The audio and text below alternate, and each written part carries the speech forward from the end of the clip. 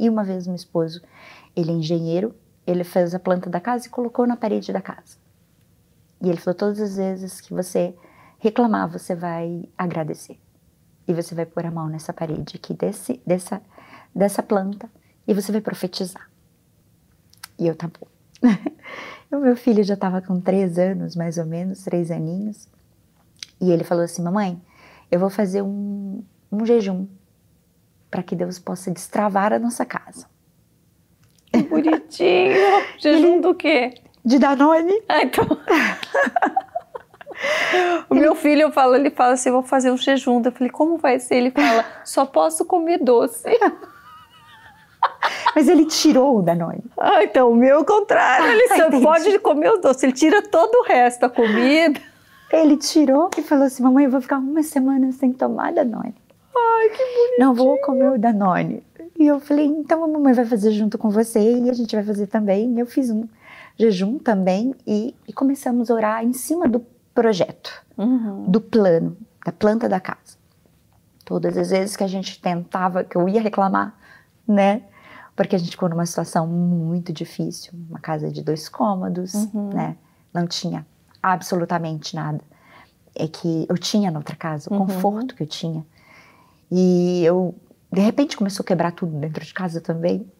E eu falei, Senhor, que luta, que prova, que prova. E eu colocava a mão na parede e eu profetizava sobre, né? E eu trazia à existência aquilo que não existia, que existia apenas um desenho na parede. Eu falei, Senhor, eu já vivi muitos milagres e um dos maiores milagres foi a minha cura. E eu quero profetizar sobre essa planta e ela vai sair do papel. Ela vai sair. E foi passando o tempo, Passou-se 6 anos. 6 anos e o terreno sem poder mexer? Sem poder mexer. 6 anos. Deus! E eu lembro que eu passei na frente uma vez do terreno, passei na frente. Eu só olhei e falei, Senhor, até quando? Não podia nem vender o Porque terreno. não podia vender, então a gente estava travado mesmo. Sabe aquela luta travada que você não pode dar um passo? Porque não tinha como vender, ninguém ia comprar. Então, como que você faz? O dinheiro todo da outra casa foi investido nisso. Sim. Então, e agora? Né? Então, isso é uma coisa muito particular que eu estou contando para você e ninguém sabe. Né? E eu lembro que eu saía para ministrar com muita luta dentro da minha casa. Imagina. Né? E às vezes chovia dentro de casa. E você tendo que levar, às vezes, esperança para outra pessoa. E quando eu voltava, eu tinha que puxar o rodo, com o rodo. E eu lembro que foi muito difícil. Um momento bem difícil. E aí eu passei na porta e falei assim, Senhor, até quando? Só perguntei isso.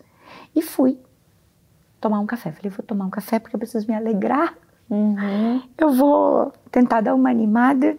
Eu falei, vou tomar um café. E entrei dentro de uma cafeteria, pedi um café, me sentei e veio a garçonete. Ela veio até o meu ouvido e abaixou e falou assim, Deus manda te dizer, espera, só mais um pouquinho.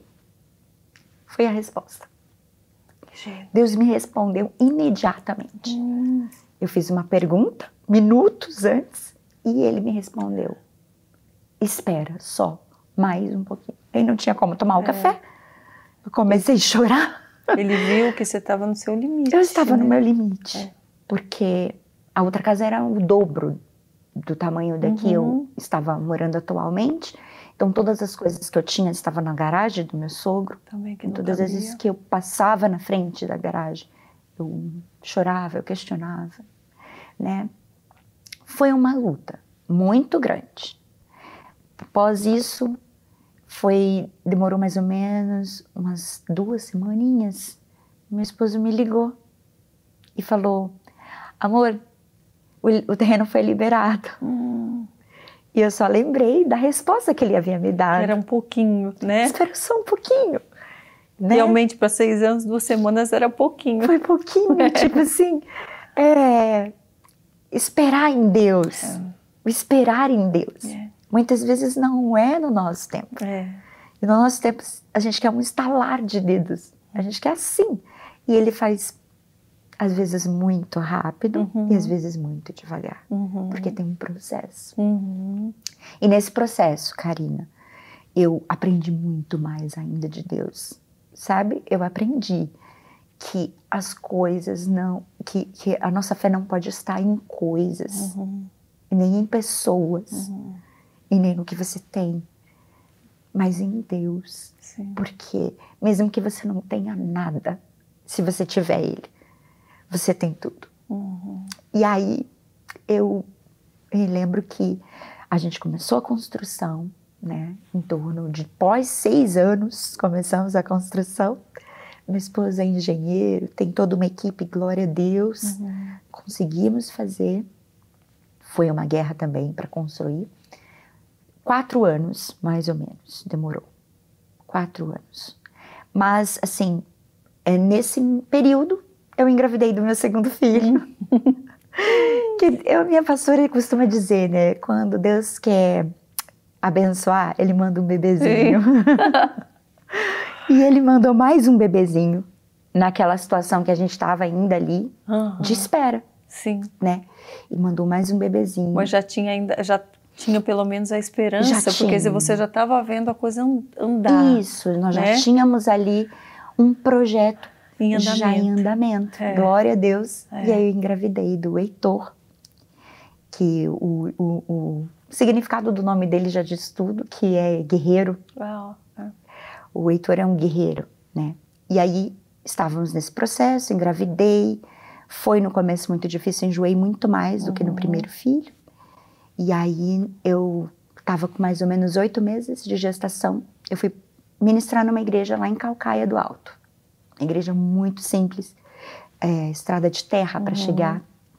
E veio um irmão após o culto e falou assim: Deus manda te dizer, Isaías 43, quando passares pelo fogo, a chama não vai arder em ti, porque o Deus dos exércitos está contigo.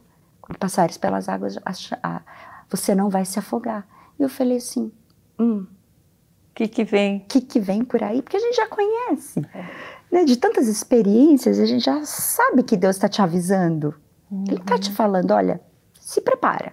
Mas eu vou estar aqui. Estarei com você. E aí eu falei, vem chumbo grosso. Mas amém. E aí passou uns diazinhos. Você não imaginava nem que área que seria? Não imaginava que seria na minha gestação, né? No meu parto. E aí eu saí dali, crendo, me agarrei naquela palavra. E aí passou uns dias, a minha bolsa rompeu, eu ainda estava com 8 meses. E aí eu fui para o hospital, entrando em trabalho de parto, perdendo muito sangue, perdendo muito líquido, né? Entrei lá no hospital e eles colocaram o cardiotóquio e o meu bebê estava entrando em sofrimento fetal, sem batimento cardíaco nenhum. E foi um parto de emergência, né? Eu lembro que na sala do centro cirúrgico, quando ele nasceu, ficou um silêncio muito grande. Eu escutava só os barulhos de muitos passos e olhei para o meu esposo, ele estava pálido. E eu perguntava, o que está acontecendo? E ele fica calma. Que o bebê não estava respirando? Ele nasceu sem vida. Sem vida, totalmente sem vida. Né? Chama-se Apgard 2. Ele nasceu de Apgard 2. Eles fazem um teste pós o nascimento do neném. Geralmente, esse teste é dado de 8 para cima, de 7 para cima. 2, seu filho não tem nada, não tem sinais vitais, ele está praticamente morto. E não tem, ele não tem reflexos, não tem nada. E aí um silêncio, né? E eu escutava. Não chorou, não fez nada? Não chorou. Ficou um silêncio muito grande, né? E aquilo me deixou muito assustada na hora. E eu ouvi Deus falando comigo no meu ouvido e ele dizia: eu estou aqui. Quando passares pelo fogo, eu estarei com você. A chama não vai arder em ti. Ai, gente, você lembrou. Eu lembrei. E o Senhor me fez lembrar, né? E aí eu pedi para ver, eu falei assim, mas, né, eu quero vê-lo, eu quero ver meu filho, porque eles estavam tentando reanimá-lo. Ele foi entubado, colocado na incubadora e tirado. E aí eu falei, eu preciso ver, eu quero vê-lo. E quando eu olhei de longe, eu falei, Senhor, eu estou nas suas mãos. E meu filho está nas suas mãos. E eu estava tendo muita hemorragia ainda. Ouvia o médico dizendo, ela não para de sangrar. E quando chegou na porta que eu visualizei o Heitor, ele deu um grito. Quando eu orei e fechei a boca, ele deu um grito. E arrancou o tubo com a própria mão. Gente! Ai, que lindo. E alguém gritou lá de dentro, assim, ele tá respirando sozinho. Uau! E foi Deus puro Meu naquele Deus. centro cirúrgico, assim. A minha igreja toda orando comigo, os meus pais, minha família, orando por nós que estávamos ali. Ele ficaria com algumas sequelas. Ele não falaria, não andaria. Ele tinha um exame para fazer, né? Ele ficou 8 dias na UTI e ele tinha um exame para fazer. Um exame de ressonância do cérebro. Para ver se ele tinha algumas sequelas. E eu falei, Senhor, eu não quero que meu filho passe por esse exame agora, porque ele teria que ser transferido, tirado dali. Eu falei, ai, Senhor, né? A gente se preocupa. Desgastar, né? De pegar uma infecção também, né? É perigoso. E aí eu orei à noite. No outro dia de manhã, no primeiro horário, eu estava na UTI e veio a neurologista fazer todos os testes que precisava. E ela fez os testes nele e falou assim, mãezinha, quem pediu esse exame? E eu falei quem havia pedido, pediatra fulana de tal. Ela falou assim, o seu filho é normal. Eu não sei por que está pedindo esse exame, porque ele é extremamente normal. Ele não precisa desse exame. Ele teve sim uma PGA de 2, mas ele se recuperou e foi para 5, de 5 ele foi para 7. Ele tá bem, tá ótimo. Olhei para ela e falei, a gente fica assim, né? Fala, será, né? Será? Será que não tem que pedir para outro médico ver? Será, né? E ela saiu e eu fiquei olhando, eu fui atrás dela. E quando eu cheguei no corredor, eu falei assim, doutora, a senhora tem certeza? Aí ela falou assim, a senhora acredita em Deus? Aí eu falei, eu acredito. Aí ela falou assim, o Deus que a senhora acredita curou o seu filho não deixou seu filho com nenhuma sequela. O Deus que a senhora acredita não deixou seu filho com nada. Ele é extremamente perfeito.